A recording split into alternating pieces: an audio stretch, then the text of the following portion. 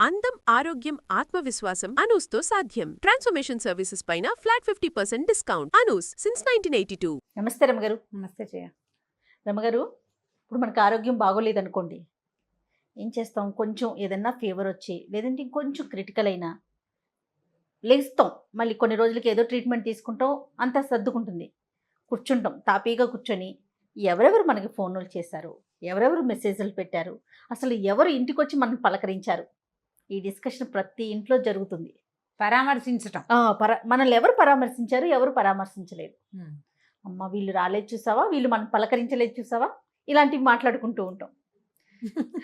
రాని వారి మీద ఒకలాగా ఎందుకు రాలేదు వీరు, వీళ్ళు మనం ఆ రోజు వెళ్ళాం కదా, ఇలాంటివి కూడా మాట్లాడుకుంటూ ఉంటాం.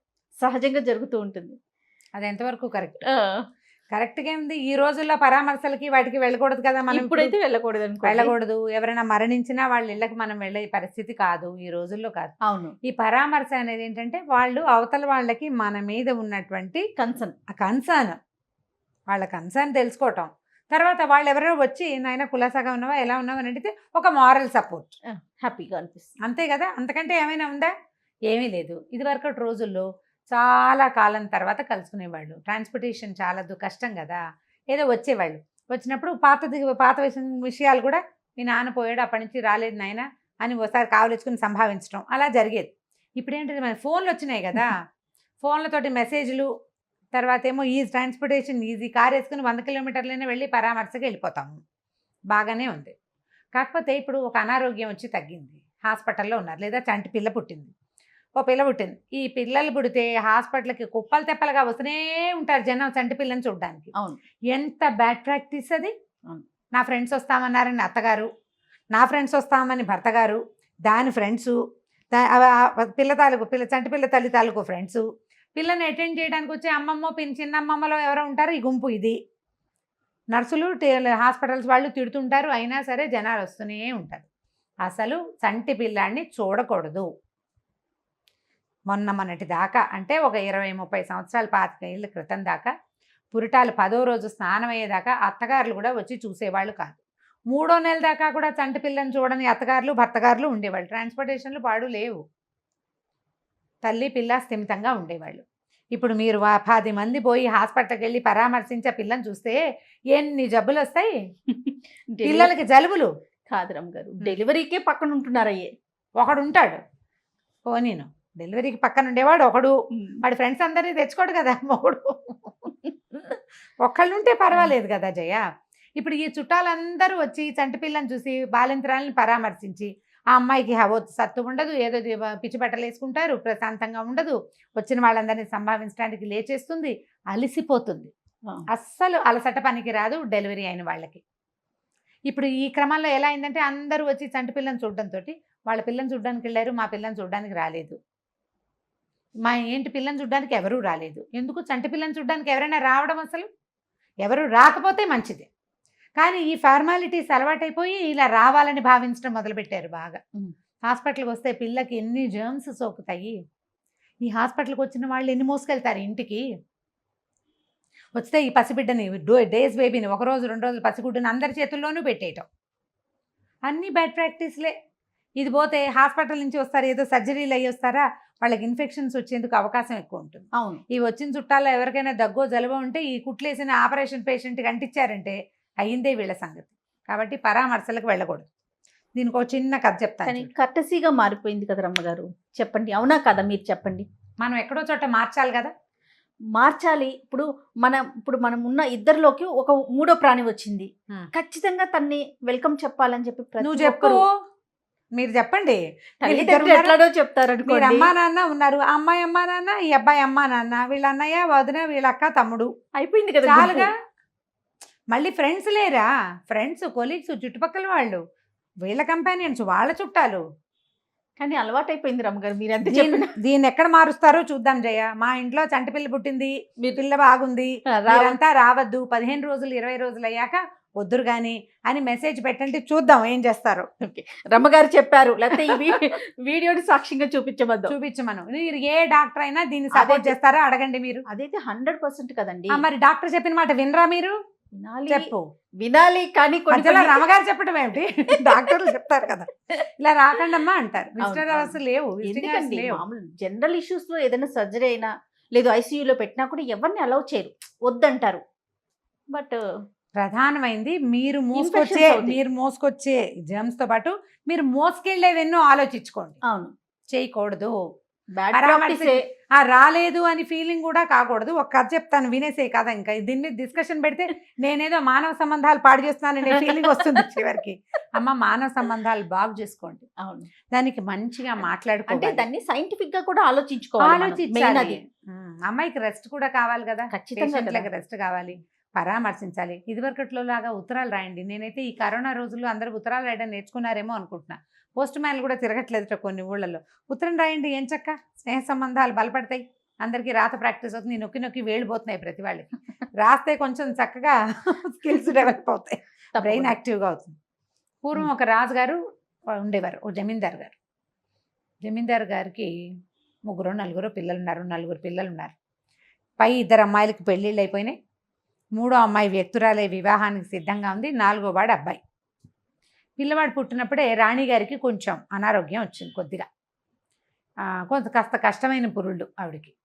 సరే, పిల్లాడికి ఒక 4-5 ఏళ్ళు వచ్చాక ఆవిడ కొద్దిగా అనారోగ్యం వచ్చింది. ఆవిడేంటంటే ఆవిడ వాళ్ళ నాన్నగారికి ఒకతే కుమార్తె. ఆవిడకి 6-7 మేనమామలు ఉన్నారు. రాణిగారికి 7 మేనమామలు, మాతామహులు కూడా జీవించే ఉన్నారు. వాళ్ళ అమ్మమ్మ తాత జీవించి ఉన్నారు. ఈ పిల్లకి అనారోగ్యం కదా, రోజుకు ఒక మేనమామ చొప్పున వచ్చి ఆవిడని పరామర్శించేవాళ్ళు. ఎవరో ఒకళ్ళు వచ్చి ఉండేవాళ్ళు. పిల్ల బెంగ పెట్టుకుంటోంది పాపం, ఒంట్లో బాగుండలేదు. లేదా 3వ పిల్లకి పెళ్లి సంబంధాలు చూసే ఈడొచ్చింది. ఈ తల్లి అనారోగ్యంతో సంబంధాలు చూడలేకపోతున్నారు. సంబంధాలు చూడడానికి తిరుగుతారు మేనమామలు. మరి రాజావారి గౌరవార్థం వచ్చి ఇక్కడ 2 రోజులుండి ఓ రోజుండి పొద్దునొచ్చి సాయంత్రం వెళ్ళిపోయేవాళ్ళు, లేదా ఇవాళ పొద్దునొచ్చి రేపొద్దున వెళ్ళిపోయేవాళ్ళుగా రోజు ఒక మేనమామ భార్య వస్తే వాళ్ళ సంతానము అంతా వచ్చి రాణిగారి దగ్గర కూర్చునేవాళ్ళు. ఈ రాజాలకి రాణిలకి పనిపాట్లే పెద్దగా ఏం ఉండవు, సేవకులు ఉంటారు కదా. వచ్చిన చుట్టాలు కూడా ఏం పని చేయక్కర్లే, భోజనానికి వెళ్తాం, వచ్చి రాణిగారి దగ్గర కూర్చోటం ఆవిడ పడక మంచం దగ్గరే. అయ్యో ఎలాగమ్మా, ఎప్పటికి కోలుకుంటావే, ఇలా అయిపోయావు, పిల్ల పెళ్ళి ఇలాగే అంటే అందరితో పాటు ఆవిడ ఒకసారి ఏడు పెడిచేది. రోజు ఫ్రెష్ కదా, ఇవాళ మేనమామ రేపొద్దున ఇంకో మేనమామ. అమ్మ నాన్న ఒకరోజు, 7 మేనమామలు 7 రోజులు, మాతామహులు ఒకసారి. ఆవిడ పితామహులు కూడా పెద్దవాళ్ళు ఉన్నారు, బాబాయిలు వాళ్ళు ఉన్నారు ఆవిడకి. మరి ఉంటారు కదా, వాళ్ళు వచ్చేవాళ్ళు. ఈ పిల్ల లేక ఒక పిల్ల ఈవిడే. అన్నదమ్ములు అక్క చెల్లెళ్ళు లేరు, బాబాయిలు ఉన్నారు, మావయ్యలు ఉన్నారు. ఇలా రోజు ఒక కుటుంబం వచ్చి దేవుడిలో చక్కగా భోజనం చేసేవారు దివాణంలో. ఈవిడతోటి ఉండి వెళ్ళేవారు. ఎప్పటికీ కోలుకునేది కాదు ఆవిడ. అలాగే మంచాన పడి నా పిల్ల పెళ్ళు అని రోజు ఏడ్చేది. ఈ చిన్న పిల్లాడు అమ్మ ఏడవకమ్మా అని అడుగుతుండేవాడు. ఏడవకుండా మా అమ్మ ఉన్న రోజు ఒక్కటి కూడా లేదు అని వాడు ఫీల్ అయ్యేవాడు పిల్లాడు. రోజు మా అమ్మ ఏడుస్తుంది. అయితే ఏమైందట, ఈ దివాణానికి ఒక జ్యోతిష్కుడు ఒక ఆయన వస్తే రాజావారు రాణిగారికి ఉంటో బాగుండదు, మరి ఒకసారి జాతకం చూడమన్నారు. ఆయన జాతకం తెప్పించి చూశారు. చూశాక పెద్ద విశేషంగా రోగం కనపట్టలేదండి. గ్రహశాంతులు చేయిద్దామన్నారు.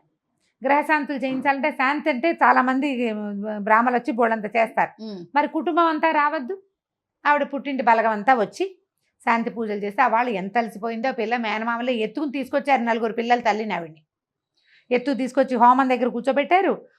ఇది అయ్యాక పూజ అయ్యాక మళ్ళీ తీసుకెళ్ళి లోపల పడుకోబెట్టారు. ఆ హోమంలో కూడా ఆవిడ కళ్ళ నీళ్ళు పెట్టుకుంది. వాళ్ళంతా ఎలాగయ్యో అమ్మో ఇంత చేయిస్తున్నా పిల్ల కోలుకుంటుందో లేదో అన్నారు, ఏడుస్తుంది. ఈ జ్యోతిష్కుడికి ఏమనిపించింది, ఆయన అడిగాడు, ఇంతమంది చుట్టాలు వాళ్ళు ఉన్నారు ఏంటంటే ఇగో చెప్పుకున్నారు రాజావారు. మా బలగం ఒక 10 మంది ఉన్నారండి, ఆవిడకో 50 మంది ఉన్నారు.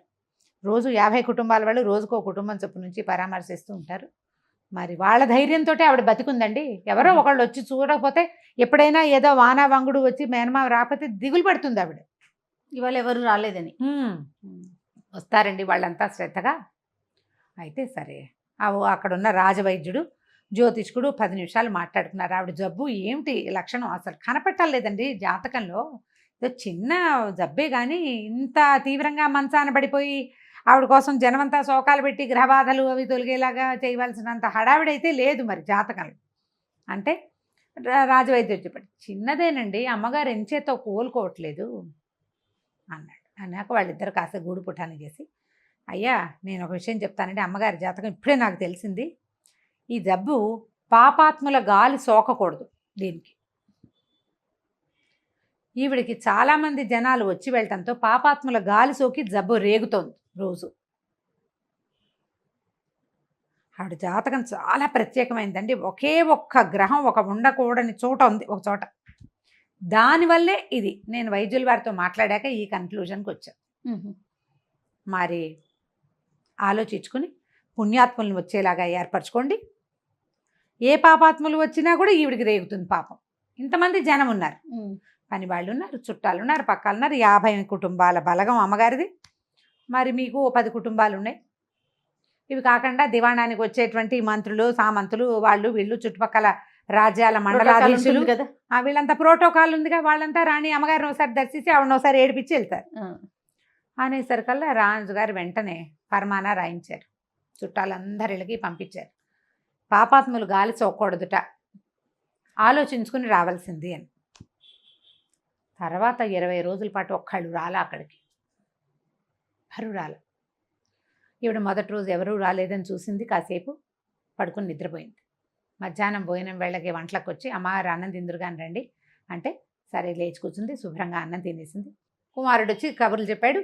చిన్నపిల్ల, పెళ్లి కావాల్సిన పిల్ల ఉంది కదా, ఆ పిల్ల ఏదో కబుర్లు చెప్పింది. ఇవాళ ఏం పాఠం చదువుకున్నారో చెప్పింది. అమ్మ ఆవలిస్తుంటే అమ్మ నిద్రపోతావా కాసేపు, ఏమిటోనే తాతయ్య వాళ్ళు ఎవరూ రాలేదని మళ్ళీ తలకాయ వాల్చి నిద్రపోయింది. సాయంకాలం శుభ్రంగా లేచింది, ఫ్రెష్గా ఉంది. మరి రాజావారు వస్తే ఏదో 2 మాటలు మాట్లాడి ఇవాళ ఎవరూ రాలేదండి ఏమిటోనో, ఏమొచ్చిందో ఊరికే 2 వాక్యాలు అన్నది. తర్వాత సాయంకాలం ఏదో సాయంకాల భోజనం చేశారు. పని మనుషులు వచ్చి వింజామర్లు వీచి అమ్మగారిని నిద్రపుచ్చేశారు. 3 రోజులు 4 రోజులు గడిచేసరికి ఆ తిన్న అన్నం వంట బట్టి ఆవిడకి 5వ రోజున పొద్దున్నే ఆవిడంతటా ఆవిడ లేచి తలంటి పోసుకుని చాన్నాళ్ళు ఏది నెత్తికి నూనె రాయండి అని తలకి నూనె రాయించుకుని తల స్నానం చేసి అటు ఇటు తిరగటం మొదలుపెట్టింది. వారం 10 రోజులకి శుభ్రంగా తయారైంది. 20 రోజులైనా వాళ్ళ ఇంటికి చుట్టాలు రాలేదు. రాజావారికి జ్యోతిష్కుడు ఏం చెప్పాడంటే, అమ్మగారు స్వయంగా ఉత్తరం రాసే పరిస్థితి వచ్చే వరకు ఆరోగ్యం చక్కబడిందన్న మాట బయటికి వెళ్ళనివ్వకూడదు. పాపాత్మలు గాలి సోకితే జబ్బు రేగుతుంది, మరి మీ ఇష్టం. ఈవిడ ఉత్తరం లేదు, పత్రం లేదు. ఆవిడేం రాస్తుంది, ఆవిడ ఇంకా కుటుంబ వ్యవహారాల్లో మునిగిపోయింది. పిల్లని చక్కగా రోజు దానికి మరి పెళ్ళిడు వచ్చిన పిల్లకి 14 ఏళ్ళు ఉన్నాయన్నమాట. దానికి కొంచెం చక్కగా నూనె రాసి నలుగులు పెట్టించి వివాహానికి సిద్ధం చేయాలి, సంబంధాలు చూసుకోవాలి. ఈ పనుల్లో పడిపోయారు ఆవిడ. అక్కడి నుంచి విద్వాంసులు ఎవరో వస్తారు, వాళ్ళని చూసుకోవాలి, దేవుడికి వచ్చే వాళ్ళని చూసుకోవాలి, ఈ పిల్లవాడి చదువు చూసుకోవాలి, పెద్ద అమ్మాయి పురుటికి వచ్చేలాగా ఉంది, అదొక వ్యవహారం చూసుకోవాలి. వ్యవహారాల్లో మామూలుగా పడిపోయాక 20-21 రోజులు అయ్యాక ఆవిడ జ్ఞప్తికి వచ్చింది. ఏమిటండి ఈ మధ్య ఎవరూ రావట్లేదు మన ఇంటికి చుట్టాలు అని.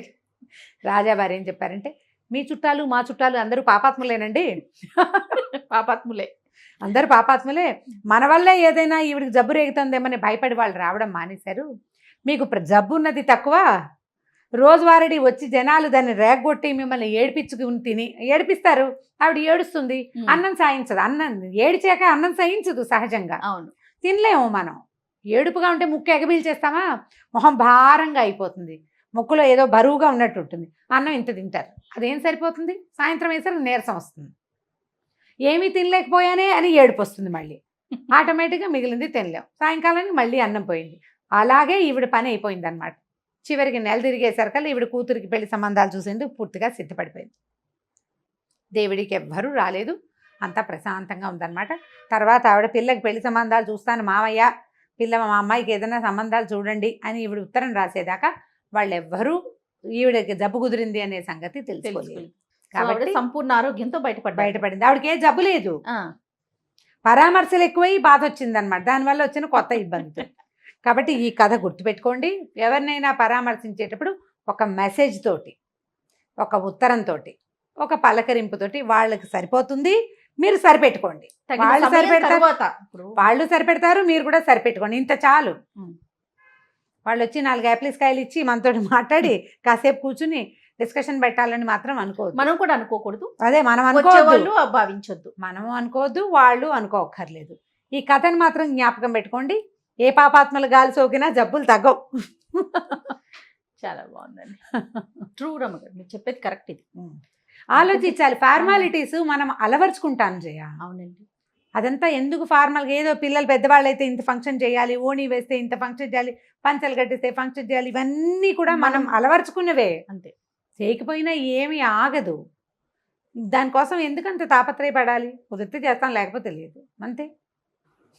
రైట్ రమ్మ గారు, ఇంకొక స్టోరీతో కలుద్దాం. నమస్తే అండి. నమస్తే జయ.